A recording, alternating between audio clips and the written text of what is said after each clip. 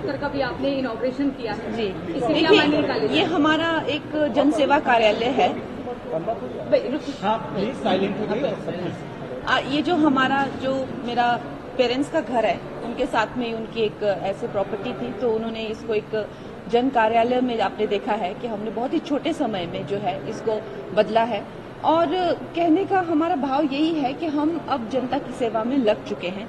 हार जीत के परिणाम से परे और हार जीत से दूर जो है, हमने अपने घर के दरवाजे और जो आज तक अगर कहीं लोगों को ये आशंका होगी कि कंगना आज तक तो मिली नहीं, तो एक फिल्म स्टार होने के नाते एक अलग जीवन जीने की एक शैली होती है, और एक पॉलिटिशियन के नाते अब जो है मैं पार्टी से जुड़ी हुई हूँ, तो ये कार्यालय है, ये सार्वजनिक है और यहाँ पर आप आ सकते हैं और अपने जो भी पार्लियामेंट्री आपके इश्यूज हैं, सरकारी इश्यूज हैं, हम उनको address depending on my role in the government, हम लोग try to will address that. Kangana ji, अगर मोदी जी की 3.0 सरकार बनती है तो आपकी तरफ से आपकी जीत होती है, तो फिल्म इंडस्ट्री में आप क्या बदलाव करना चाहेंगे? फिल्म इंडस्ट्री में बहुत सारे बदलावों की जरूरत है।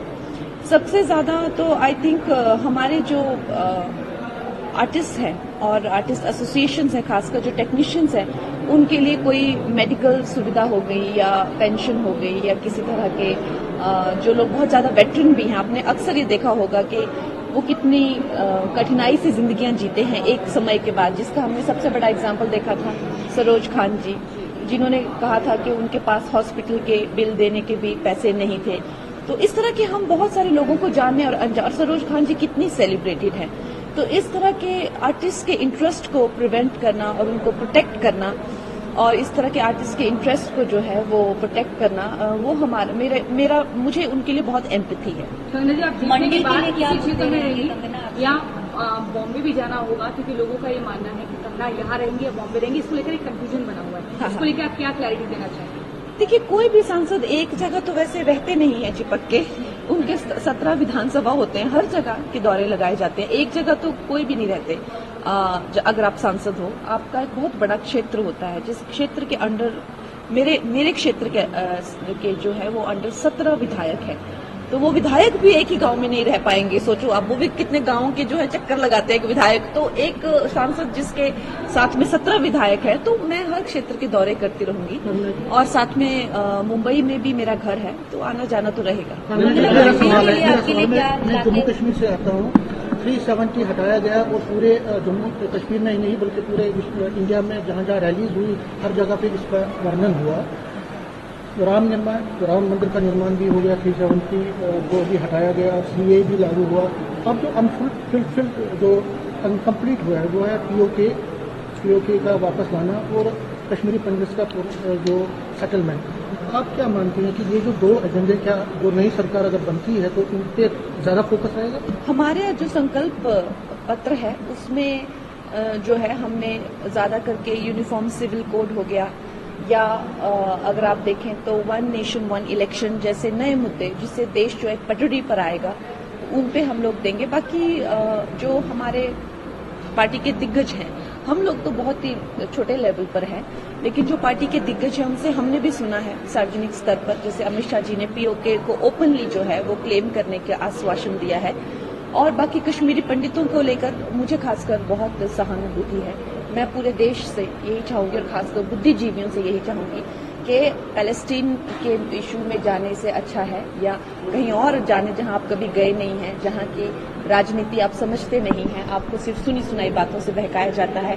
आप कश्मीरी पंडितों के लिए लड़ें, आप संदेश खाली की महिलाओं के लिए लड़ें, आप जो है कन्हैया लाल जैसे इंसान जिसको दिन दहाड़े जो है गर्दन काटती जाती है, आप उसके लिए लड़ें। चूज योर बैटल्स, नहीं तो हमारा देश आगे बढ़ने तो बढ़ेगा, उसको इतनी पावर और इम्पावर करेंगे, आगे बढ़ने से ज्यादा जो है वो भटक जाएगा। इसलिए चूज योर बैटल्स वाइजली। देखिए, सरकार भी तभी कोई काम कर सकती है अगर उसमें जनमत हो। तो जैसे आपने मुहिम चलाई है अलग अलग चीजों के लिए, कश्मीरी पंडितों के लिए मैं चाहूंगी बुद्धिजीवियों को कि उनके लिए मुहिम चलाएं। कहाँ पे? उनके शिविरों में? Yes, definitely. मैंने बहुत बढ़ चढ़ कर जो है हमेशा कश्मीरी पंडितों के उसके लिए कहा हुआ है, and I will continue to do that.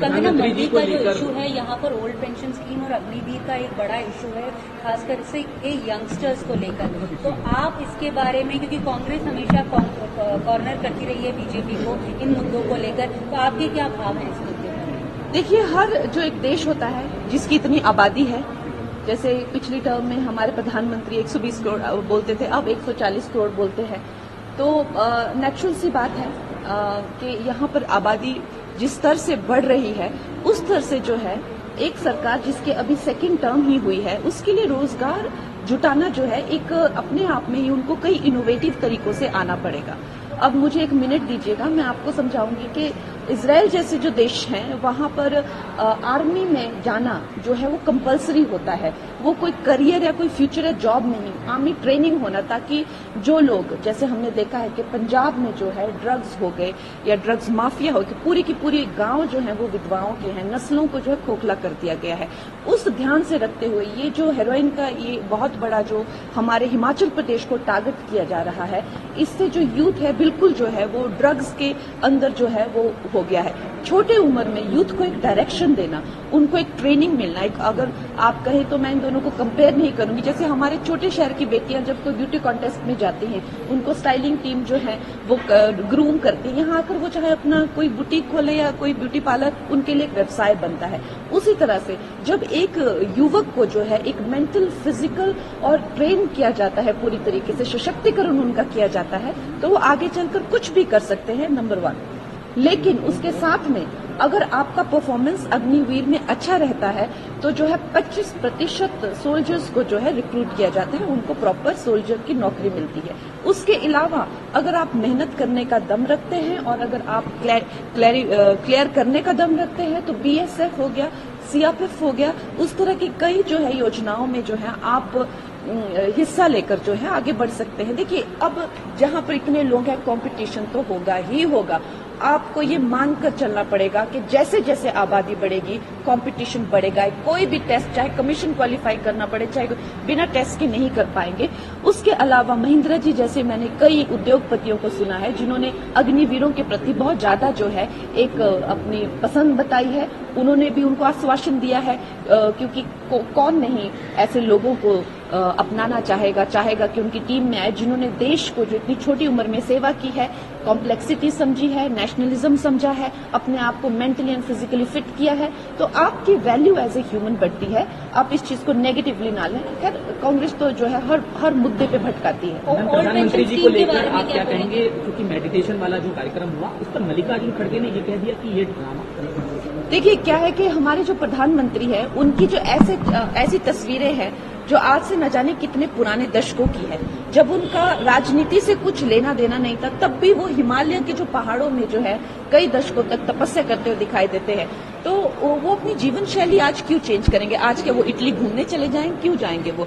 तो वो जो उनकी जीवन शैली है वैसी ही रहेगी। और मल्लिकार्जुन खड़गे ने कहा कि फर्स्ट चॉइस राहुल गांधी होगी प्रधानमंत्री के लिए। तो मल्लिकार्जुन खड़गे ने कहा कि फर्स्ट चॉइस राहुल गांधी होगी इंडी गठबंधन की प्रधानमंत्री के लिए। खैर, it's too late in the day, उन्होंने बहुत बाद में डिसाइड किया, अब तो लोगों ने डिसाइड कर लिया है, उनको पहले ये बताना चाहिए था, पहले तो उनका कोई फेस ही नहीं था। It's too little too late. Kangana ji, जब से आपकी उम्मीदवारी का ऐलान हुआ हमने देखा कि आप पर पर्सनल अटैक हुए सोशल मीडिया पर कांग्रेस के कई बड़े नेताओं की तरफ से, और हम क्षेत्र मंडी में देखें तो यहाँ भी जो आपके खिलाफ उम्मीदवार है उन्होंने निजी हमले आप पर किए, आपके खान पान को लेकर, तमाम चीजों को लेकर। इन सारी बातों पर आप क्या आज वोटिंग वाले दिन कहेंगे, ये आपका जो अनुभव रहा इस पर आप क्या, आपको दुख हुआ, आप क्या कहना? देखिए, जो हमारे आपने देखा सुबह सुबह जो रिकॉर्ड ब्रेकिंग हमारी पोलिंग हो रही है, उससे यही समझ आ रहा है कि मंडी की जनता ने इस तरह का अपमान बेटियों के लिए जो है वो अच्छे तरीके से नहीं रिसीव किया है और उन्होंने अपना जो है वो वर्डिक्ट दे दिया है। इसी के साथ मैं आपसे एक निवेदन करूंगी, क्योंकि हमारे जो हिमाचल वासी हैं वो उनको किसी न किसी तरह से भटकाया गया है कि मैं अवेलेबल नहीं रहूंगी। ये एक नंबर मैं आपसे शेयर करूंगी, ये स्ट्रिक्टली मंडी कॉन्स्टिट्यूएंसी के लिए ही है और मंडी कॉन्स्टिट्यूएंसी के जो लोग हैं उनके लिए है। खेद करें, ये किसी फिल्म ऑडिशन, स्क्रिप्ट और फोटोज के लिए नहीं है। ये नंबर मैं आपको देती हूँ, 01905256400। ये हमारे ऑफिस का नंबर है, मंडी कॉन्स्टिट्यूएंसी के लोगों के लिए है। आपके पास मंडी कॉन्स्टिट्यूएंसी का आधार कार्ड होना चाहिए और आपको कोई सरकारी काम होना चाहिए। ये कंगना हेल्पलाइन है, ये कंगना का हेल्पलाइन है। ये हमारा हेल्पलाइन नहीं है, ये हमारा एक छोटा सा एक एंडेवर है लोगों तक पहुंचने का। और जिस तरह से लोगों को भ्रमित किया गया है कि मैं जो है कभी अवेलेबल नहीं रहूंगी, ऐसा नहीं है। मेरी पूरी टीम जो है यहाँ पर अवेलेबल रहेगी और बाकी सब क्षेत्रों में भी इस तरह का जो है व्यवस्था की जाएगी, चाहे वो कुल्लू मनाली हो, चाहे वो रामपुर हो, भरमौर और जैसी जगहों पे मैं खुद दौरे लगाया करूंगी। मंडी सदर में हमारी एक ऐसे कार्यालय की अलग व्यवस्था होगी, रामपुर क्षेत्र में भी ऐसे कार्यालय की व्यवस्था होगी। जिस तरह से मुझे रोल मिलेगा, अभी के लिए तो हमने 4 जून के बाद ये सब डिसाइड किया जाएगा, लेकिन इस तरह की व्यवस्थाएं होंगी। यहाँ पे टूरिज्म के लिए, क्योंकि हम देख रहे हैं टूरिज्म पोटेंशियल जैसे जम्मू कश्मीर में बहुत ज्यादा है, यहाँ हिमाचल तो है ही, लेकिन रोड्स नहीं है यहाँ पे और बहुत उसको लेकर मेरी गडकरी जी से जो है काफी डिटेल में बात हुई है। उन्होंने मुझे आश्वस्त किया है कि जैसे ही पूरा सिस्टम फिर से बन जाएगा, क्या क्या मंत्रालय कहाँ नेपोटिज्म पे बहुत लड़ाई लड़ती रही है, ये पॉलिटिक्स के नेपोटिज्म के बारे में क्या कहेंगे जो पॉलिटिक्स में चलता है? देखिए, मैं यही कहूंगी कि जनता ने जो है वो एक ऐसा हमारे देश को एक ऐसे मुकाम पर लाके खड़ा किया है कि वो जो है अब योग्य ही लोगों को चाहते हैं हर क्षेत्र में। और वो दिन गए कि जब माँ बाप के नाम से जो है आप अपनी नैया तरा रहे हैं, वो दिन अब गए। ये बताइए, यहाँ पे आप सांसद जब बन जाएंगी, मंडी जिसे छोटा काशी कहा जाता है, उसे बदलने के तौर पर क्या कुछ काम करेंगी? पहला, और दूसरा ये कि अभी नतीजे आने में वक्त है, उससे पहले आपने पार्टी दफ्तर को इनॉग्रेट कर दिया, इसका मतलब आपने अपने आप को पूरी तरह से राजनीति में लाने का मन बना लिया। मैं राजनीति में ऑलरेडी हूँ। हाँ, नतीजे आने की बात है कि अब नतीजे किसके पक्ष में आएंगे तो क्या ये ओवर कॉन्फिडेंस है कंगना की वोटिंग वाले दिन आप एक सांसद का जो जनसंपर्क कार्यालय होगा, भावी सांसद का, उसका उद्घाटन करेगा? ये ओवर कॉन्फिडेंस है? देखिए, आपने को मैंने पहले भी कहा कि ये जीत और हार से आगे जी, ठीक है, ये एक ऐसा कार्यालय है जिसको मैंने आपको ये नहीं कहा कि सांसद का कार्यालय है। वो तो अब अगर मैं सांसद बनूंगी तो मैंने आपको बताया कि कार्यालयों का कैसा नेटवर्क जो है वो पूरे क्षेत्र में बनाया जाएगा। लेकिन ये तो मेरी जो सरका घाट की जो मेरा घर है, जो मेरा पुश्तैनी घर है, उनकी एक एक्सटेंशन है। तो यहाँ के लोगों से अब जितना मिलना हुआ है, जितना उनके साथ में पर्सनल संपर्क हुआ है, जितना जो है कार्यकर्ताओं ने दिन रात जुटकर जो है कि युद्ध क्षेत्र में मेरे लिए काम किया है, तो क्या ये हमारा एक स्वाभाविक सा दायित्व नहीं बनता कि उनके साथ में हमारा मेल जोल रहे? चाहे हम पार्टी में कोई भी पोजीशन पर हो, चाहे हमारी कोई भी पोजीशन हो, लेकिन पार्टी के लिए काम करते रहना, क्या ये हमारा दायित्व नहीं बनता? तो मुझे लगता है उस दायित्व के करके जो है ये आज हमने ये हेल्पलाइन भी लॉन्च की है और पार्टी ऑफिस भी खोला है। छोटी काशी को बदलने में क्या कुछ काम करेंगे? यस, छोटी काशी को बदलने में कंगना रनौत बतौर सांसद शुरुआत में क्या कुछ मुख्य काम? वो तो अब हम जब सांसद बन जाएंगे तभी आपको बता सकते हैं। अभी तो हमें एज अ कार्यकर्ता जो है ये एक सार्वजनिक, प्लीज आप सब पश्चात करके जाइए। Thank you. देश दुनिया की हर खबर सबसे पहले देखने के लिए फॉलो करें Dainik Savera TV, YouTube, Facebook, Instagram, X और व्हाट्सएप चैनल पर।